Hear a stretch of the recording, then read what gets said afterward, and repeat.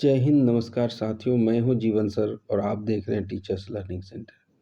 आज की इस वीडियो में हम बात करने वाले हैं पॉलिटिकल साइंस के सत्ता के वितरण के बारे में, यानी सत्ता की साझेदारी के बारे में, जिसमें हम बात करेंगे विधायिका, कार्यपालिका और न्यायपालिका की।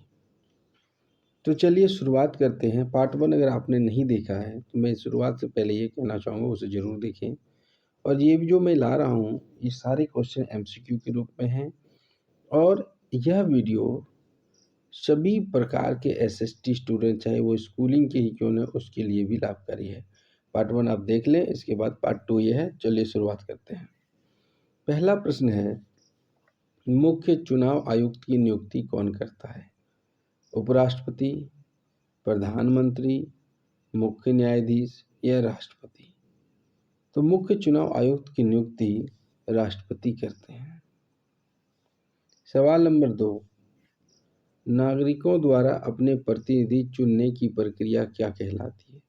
निर्वाचन, मनोनयन, संगठन, आवंटन? तो जनता जो अपने प्रतिनिधि चुनती है उसे निर्वाचन कहते हैं, मतदान भी कह सकते हैं, वोट भी कह सकते हैं। मनोनयन राष्ट्रपति अपनी शक्ति का प्रयोग करके करते हैं। निर्वाचन द्वारा जनता अपने प्रतिनिधियों को चुनते हैं। सवाल 3, निर्वाचन प्रक्रिया का सर्वप्रथम चरण कौन सा है? मतदाता सूची तैयार करना, निर्वाचन की घोषणा, प्रत्याशियों का नामांकन और निर्वाचन अधिकारी की नियुक्ति। तो सबसे पहला चरण है क, मतदाता सूची तैयार करना। सूची तैयार करने के बाद निर्वाचन अधिकारी की नियुक्ति होगी, फिर निर्वाचन की घोषणा की जाएगी, फिर प्रत्याशियों का नामांकन किया जाएगा। सवाल नंबर 4, निर्वाचन आयोग का गठन संविधान की किस धारा के अंतर्गत किया जाता है? धारा 370, धारा 226, धारा 324, धारा 371? इसका सही जवाब है धारा 324। सवाल नंबर 5, कौन से निर्वाचन क्षेत्र आरक्षित होंगे, यह कौन तय करेगा? चुनाव आयोग, परिसीमन आयोग, मानवाधिकार आयोग, जनसंख्या आयोग?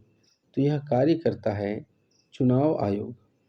अब ये समझिए बात, आपने देखा होगा विधानसभा चुनाव, लोकसभा चुनाव, तो ये सब जो चुनाव होते हैं इन्हें निर्वाचन क्षेत्रों में बांटकर जनता द्वारा अपने निर्वाचन क्षेत्र से जहां उसका नाम दर्ज है वहीं पर मतदान किया जाता है और वो चुनते हैं। तो ये काम जो है आरक्षित होगा, जैसे SC ST के लिए आरक्षित किया जाता है, वैसा काम कौन करता है? तो ये करता है चुनाव आयोग। सवाल नंबर 6, चुनाव चिन्हों का आवंटन कौन करता है? राष्ट्रपति, प्रधानमंत्री, निर्वाचन आयोग, उच्चतम न्यायालय? तो ये आप सभी जानते हैं, ये निर्वाचन का कार्य चुनाव आयोग का आवंटन करना है तो निर्वाचन आयोग ही करेगा। सवाल नंबर 7, संघीय मंत्री परिषद के सदस्य सामूहिक रूप से किसके प्रति उत्तरदायी हैं? राज्यसभा, लोकसभा, राज्यसभा व लोकसभा दोनों, लोकसभा, राज्यसभा तथा राष्ट्रपति? तो जो मंत्री परिषद होता है वो लोकसभा के प्रति सामूहिक रूप से उत्तरदायी होता है। सवाल नंबर 8, प्रधानमंत्री किसके प्रति उत्तरदायी है? राष्ट्रपति, लोकसभा, राज्यसभा या उच्चतम न्यायालय? तो लोकसभा में बहुमत दल के नेता को प्रधानमंत्री घोषित किया जाता है तो वो लोकसभा के प्रति ही उत्तरदायी होगा। सवाल नंबर 9, मंत्री परिषद का अध्यक्ष कौन होता है? राष्ट्रपति, प्रधानमंत्री, उपराष्ट्रपति, लोकसभा अध्यक्ष? तो मंत्री परिषद का अध्यक्ष होता है प्रधानमंत्री। देखिए, लोकसभा और राज्यसभा और राष्ट्रपति संसद के 3 अंग हैं। उसमें से लोकसभा अध्यक्ष, लोकसभा का जो अध्यक्ष होगा यानी बहुमत दल का जो नेता होगा लोकसभा का, वही प्रधानमंत्री होगा। और प्रधानमंत्री की सहायता के लिए मंत्रिपरिषद का गठन किया जाता है तो मंत्रिपरिषद का अध्यक्ष प्रधानमंत्री हुआ। सवाल नंबर 10, भारत में किस प्रकार की कार्यपालिका है? संसदीय, अध्यक्षात्मक, अर्ध-अध्यक्षात्मक या राजतंत्रात्मक? तो पहली बात, राजतंत्रात्मक है नहीं, अर्ध-अध्यक्षात्मक है नहीं, ये संसदीय है। भारत की कार्यपालिका जो है वो संसदीय है क्योंकि ये संसद के अधीन कार्य करती है। सवाल नंबर 11, जर्मनी में सरकार का प्रधान कौन होता है? राष्ट्रपति, प्रधानमंत्री, चांसलर, उपराष्ट्रपति? तो जिस प्रकार हमारे यहाँ राष्ट्रपति होता है उसी प्रकार जर्मनी में चांसलर होता है। कौन होते हैं? चांसलर होते हैं। सवाल नंबर 12, राष्ट्रपति द्वारा राज्यसभा के कितने सदस्यों को मनोनीत किया जाता है? 14, 2, 15 या 12? देखिए, जब राज्यसभा की बात होती है तो 12 मनोनीत सदस्य होते हैं, जबकि अगर हम लोकसभा की बात करें तो मनोनीत सदस्यों की संख्या 2 होती है। तो राज्यसभा में कितने मनोनीत सदस्य होते हैं राष्ट्रपति द्वारा? तो 12 होते हैं। सवाल नंबर 13, राष्ट्रपति शासन की अवधि कितनी होती है? 6 माह, 1 वर्ष, 2 वर्ष? निश्चित नहीं। तो राष्ट्रपति शासन की अवधि अधिकतम 6 माह की होती है और राष्ट्रपति शासन प्रधानमंत्री की सलाह पर राष्ट्रपति देश में लगाते हैं। सवाल 14, भारतीय सैन्य बल का प्रधान कौन होता है? प्रधानमंत्री, थल सेना अध्यक्ष, उपराष्ट्रपति या राष्ट्रपति? तो भारतीय सैन्य बल का प्रधान राष्ट्रपति होता है और राष्ट्रपति को ही पहला नागरिक भी कहा जाता है। सवाल नंबर 15, राज्यसभा का पदेन सभापति कौन होता है? जब हम सभापति की बात करते हैं तो आप सभापति समझते हैं, चेयरमैन जिसको बोला जाता है, लेकिन हम पदेन सभापति की बात करें तो इसकी डायरेक्ट जो उपराष्ट्रपति होंगे, भारत के जो उपराष्ट्रपति होंगे वही राज्यसभा का सभापति होगा। तो हमारा ऑप्शन इन चारों में से यानी राष्ट्रपति, उपराष्ट्रपति, प्रधानमंत्री, स्पीकर में से उपराष्ट्रपति हमारा जवाब होगा। राज्यसभा का सभापति उपराष्ट्रपति होता है। अब आप हमें कमेंट करके बताएंगे कि अभी वर्तमान में उपराष्ट्रपति कौन होता है ना? अभी कौन होता नहीं, कौन है। अभी जो प्रेसिडेंट है द्रौपदी मुर्मू श्रीमती, ये आप सभी जानते हैं। तो आपको बताने हैं कि जो उपराष्ट्रपति है वो कौन है, ये आप हमें कमेंट करेंगे, ठीक है? चलिए आगे बढ़ते हैं। सवाल नंबर 16, राष्ट्रपति को महाभियोग की प्रक्रिया द्वारा कौन हटा सकता है? संसद, मंत्रिपरिषद, उपराष्ट्रपति, लोकसभा? तो चूंकि राष्ट्रपति एक सर्वोच्च पद है तो इसे कोई मंत्रिपरिषद नहीं हटा सकता है। उपराष्ट्रपति उससे भी जूनियर होता, वो नहीं हटा सकता है। लोकसभा अकेले हटाने की दम नहीं रखती है। तो किसी राष्ट्रपति पर जब महाभियोग चलता है तो उसे संसद हटा सकती है। अब संसद के 3 अंक, पहले लोकसभा में पास होगा जो महाभियोग की प्रक्रिया, वो फिर राज्यसभा में, फिर खुद राष्ट्रपति के पास जाएगा, तब महाभियोग की प्रक्रिया द्वारा इसे हटाया जा सकता है। तो ये संसद कर सकती है, दूसरा कोई नहीं कर सकता। सवाल नंबर 17, संसदीय शासन में वास्तविक शक्ति किसके पास निहित होती है? राष्ट्रपति एवं संसद में, संसद एवं प्रधानमंत्री में, मंत्रिपरिषद एवं प्रधानमंत्री में, राष्ट्रपति एवं प्रधानमंत्री में? तो पहली बात, औपचारिक प्रधान राष्ट्रपति होते हैं, जबकि व्यवहारिक प्रधान या वास्तविक प्रधान प्रधानमंत्री होता है। और प्रधानमंत्री किसका अध्यक्ष होता है? तो मंत्रिपरिषद का अध्यक्ष होता है। तो प्रधानमंत्री और मंत्रिपरिषद दोनों। अब मंत्रिपरिषद और राष्ट्रपति के बीच में प्रधानमंत्री ये दोनों की कड़ी के रूप में कार्य करता है, यानी प्रधानमंत्री और राष्ट्रपति के बीच में मंत्रिपरिषद कड़ी के रूप में कार्य करता है। और अगर बात करें मंत्रिपरिषद और राष्ट्रपति तो प्रधानमंत्री उसमें कड़ी के रूप में कार्य करता है। तो हमारा जवाब गोवा होगा। सवाल नंबर 18, सरकार के अस्थायी कर्मचारी किस सेवा के अंतर्गत आते हैं? विधानसभा, नागरिक सेवा, संसदीय स्टाफ, प्रशासनिक सेवा। तो ये सभी नागरिक सेवा के अंतर्गत आते हैं। क्योंकि अस्थायी कर्मचारी किसको कहते हैं? जो नौकरी पेशा लोग हैं, जो सरकारी नौकरी करते हैं, वो सभी क्या है? अस्थायी कर्मचारी हैं, यानी लोगों की सेवा करते हैं। तो ये नागरिक सेवा के अंतर्गत आता है। सवाल नंबर 19, भारतीय संसद की कितने सदन होते हैं? देखिए, यदि आपसे पूछा जाए कि भारतीय संसद के अंग, तो अंग हो गया 3, ठीक है, लोकसभा, राज्यसभा और राष्ट्रपति, ये 3 अंग हैं। लेकिन बात पूछ रही है सदन की, तो सदन 2 हैं, एक है लोकसभा और एक राज्यसभा। लोकसभा और राज्यसभा। तो राज्यसभा को ऊपरी सदन कहा जाता है और लोकसभा को निम्न सदन कहा जाता है। तो 2 सदन हो गया इसका। भारतीय संसद में 2 सदन है। सवाल नंबर 20, लोकसभा सदस्य निर्वाचित होने के लिए न्यूनतम आयु कितनी होनी चाहिए?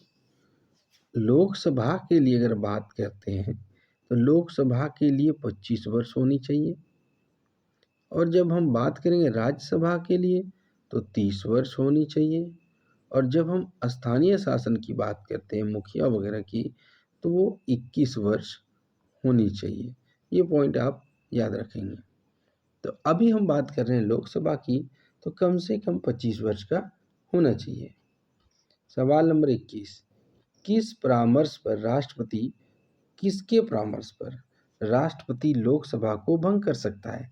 अभी हमने आपको कहा था कि लोकसभा किसके, राष्ट्रपति शासन जो लगता है वो वाला सवाल हमने कहा था कि राष्ट्रपति लोकसभा को किसकी सलाह पर भंग कर सकता है? मुख्यमंत्री नहीं, क्योंकि लोकसभा में मुख्यमंत्री नहीं होते हैं। राज्यपाल नहीं भाई, राज्यपाल राज्यों में होते हैं। लोकसभा अध्यक्ष लोकसभा में होता है, और प्रधानमंत्री भी लोकसभा में होते हैं। तो इसका सही जवाब है प्रधानमंत्री। हमने उस समय भी कहा था राष्ट्रपति प्रधानमंत्री की सलाह पर कार्य करता है। वास्तविक शक्ति प्रधानमंत्री के पास होती है, जबकि औपचारिक प्रधान के तौर पर राष्ट्रपति होते हैं। तो इसका राष्ट्रपति किसकी सलाह पर करेगा? प्रधानमंत्री की सलाह पर। सवाल नंबर 22, लोकसभा और राज्यसभा के संयुक्त अधिवेशन की अध्यक्षता कौन करता है? संयुक्त अधिवेशन मतलब लोकसभा और राज्यसभा को एक साथ बुला लिया और साथ में उसकी अध्यक्षता कर रहे हैं। कौन कर रहे हैं? राष्ट्रपति, प्रधानमंत्री, उपराष्ट्रपति, लोकसभा अध्यक्ष। तो इसका सही जवाब है लोकसभा अध्यक्ष, क्योंकि लोकसभा अध्यक्ष का कार्य ही है अधिवेशन की अध्यक्षता करना। राष्ट्रपति क्या करते हैं? तो राष्ट्रपति इनसे सलाह मांग सकते हैं, किसी मुद्दे पर सलाह मांग सकते हैं, लेकिन वो संयुक्त अधिवेशन की अध्यक्षता नहीं करता है। तो लोकसभा अध्यक्ष, तो अभी कौन लोकसभा अध्यक्ष है वर्तमान में? तो श्री ओम बिरला जी लोकसभा के वर्तमान अध्यक्ष हैं। सवाल नंबर 23, विधायिका की शक्ति में इसका कौन सा तत्व नहीं है? दास नहीं होगा, इसका होगा। विधायिका शक्ति में इसका कौन सा तत्व नहीं है? देखते हैं। प्रदत्त विधायी शक्तियाँ, इसका नहीं होगा। इनमें से कौन सा तत्व नहीं है? ठीक है, प्रदत्त विधायी शक्तियाँ, विधायिका की शक्ति की बात हो रही है। नौकरशाही का प्रभुत्व, दलीय अनुशासन, जागरूक जनमत। तो देखिए यहाँ पर आप देखिए, जो विधायिका होती है उसे कुछ न कुछ शक्तियाँ शुरू से ही संविधान द्वारा मिलती है, और ये दबदबा बनाने का प्रयास करते हैं, दलीय अनुशासन बनाते ही हैं। लेकिन जागरूक जनमत जो है वो विधायिका की शक्ति के अंतर्गत नहीं आता है। जनता खुद जागरूक होती है। सवाल नंबर 24, निम्नलिखित राज्यों में से किसमें द्विसदनात्मक व्यवस्था है? द्विसदन की जब हम बात करते हैं और राज्य में हम बात करते हैं, तो देखिए विधान परिषद होता है, ठीक है, विधानसभा, विधान परिषद। तो विधान परिषद में होता है विधानमंडल, विधान मंडल और विधान सभा, विधानसभा और विधान, एक मिनट मैं इसको सही कर लेता हूँ, पहले समझता हूँ। विधान मंडल, विधान, हाँ, विधान मंडल के अंतर्गत विधानसभा और विधान परिषद आते हैं, ठीक है। विधानमंडल के अंदर विधानसभा और विधान परिषद आते हैं। तो यदि आप बिहार की स्थिति को देखें अभी तत्काल में, तो आपको द्विसदनात्मक व्यवस्था मिल जाएगी, जबकि झारखंड की अगर हम बात करते हैं तो वहाँ सिर्फ विधानसभा है, विधान परिषद नहीं है। तो देखिए यहाँ पर अगर हम बात करते हैं तो आप इसे इस तरह भी याद रख सकते हैं, जो उत्तर प्रदेश एक बहुत बड़ा राज्य है, यहाँ की जनसंख्या भी बहुत ज़्यादा है, तो यहाँ द्विसदनात्मक व्यवस्था है, विधानसभा और विधान परिषद दोनों है उत्तर प्रदेश में। सवाल नंबर 25, भारत की राष्ट्रीय विधायिका का क्या नाम है? राज्यसभा, लोकसभा, संसद, विधानसभा। और राष्ट्र की बात हो रही है, राज्य की नहीं बात हो रही है, तो इसका सही जवाब होगा संसद, क्योंकि विधायिका में 3 नाम आते हैं, लोकसभा, राज्यसभा और सांसद, और ये तीनों मिलकर के कानून बनाने का कार्य करती है, और विधायिका का कार्य ही है कानून बनाना। सवाल नंबर 26, राज्य में केवल एक सीट किस राज्य को दी गई है? मध्य प्रदेश, उत्तर प्रदेश, राज्य में नहीं, राज्यसभा में। राज्यसभा में सिर्फ एक सीट किसको है? झारखंड को, सिक्किम को नहीं। तो ये जो 4 ऑप्शन है, इनमें से सिर्फ सिक्किम को एक सीट मिला है राज्यसभा में, और बाद बाकी को ज़्यादा है। सवाल नंबर 27, राज्यसभा में किस राज्य को सर्वाधिक सीटें मिली है? तो देखिए जिसकी जनसंख्या ज़्यादा होती है उन्हें ज़्यादा सीट मिलता है, और जिस राज्य की जनसंख्या सबसे कम होती है उन्हें कम सीट मिलता है, जैसे कि उत्तर प्रदेश। उत्तर प्रदेश में ज़्यादा जनसंख्या है तो उन्हें ज़्यादा सीट मिला है, बाद बाकी को कम जनसंख्या है तो कम सीट मिला है। तो सर्वाधिक सीटें किसे मिली है? उत्तर प्रदेश को। सवाल नंबर 28, राज्यसभा के सदस्यों को कितने वर्षों के लिए निर्वाचित किया जाता है? एक बात और बता दूं, राज्यसभा कभी भंग नहीं होती है, लोकसभा कभी भी भंग हो सकती है। तो राज्यसभा के सदस्यों को कितने वर्षों के लिए निर्वाचित किया जाता है? 6, 7, 5, 4। तो राज्यसभा के सदस्य को 6 वर्षों के लिए निर्वाचित किया जाता है। और लोकसभा के सदस्यों को कितने के लिए? तो लोकसभा के सदस्यों को 5 वर्षों के लिए निर्वाचित किया जाता है। सवाल नंबर 29, सर्वोच्च न्यायालय के मुख्य न्यायाधीश की नियुक्ति कौन करता है? सर्वोच्च न्यायालय के मेन चीफ जस्टिस की नियुक्ति कौन करता है? संसद, प्रधानमंत्री, राष्ट्रपति या मंत्रिपरिषद? तो इसका सही जवाब है राष्ट्रपति।